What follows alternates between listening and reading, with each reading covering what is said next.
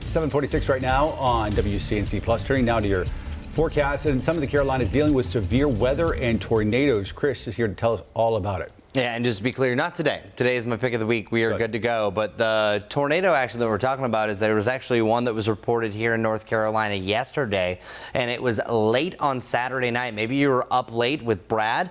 Well, there was actually tornado damage, and that was officially a tornado confirmed just after midnight in Lincoln County. This was an EF-0, and it only lasted about 3 minutes. It moved over the eastern parts of Lincoln County.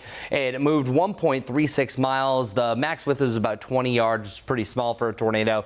And EF-0 strength ranges anywhere from 65 to 85 miles per hour. This one's at 70, so the extreme lower end of the spectrum. But then meanwhile, we move over to the eastern side of the state. This is from supercell, so this one is a lot more significant. Strong storms move through central North Carolina, and these supercells continue to cause damage in several areas. In this video, as you can see, the tornado off into the distance forming in Jamesville, North Carolina. That was just after 8 o'clock. That's right near the Outer Banks, and the storm uprooted trees, knocked out power for thousands of customers. A lot of large hail associated with this, and a lot of isolated wind gusts over 60 miles per hour. So meanwhile, we had a great day here. The leftovers of that system that we had on Saturday into Sunday still was plaguing parts of the Carolinas. So let's break it down for you. So Cowens Ford Dam, that's what we're calling it. Officially, it was at 12:43. That's that first one that we were mentioning that caused some tree damage and a weaker end overall. But this really shows a testament of the type of tornadoes that we see here. It's that QLCS tornadoes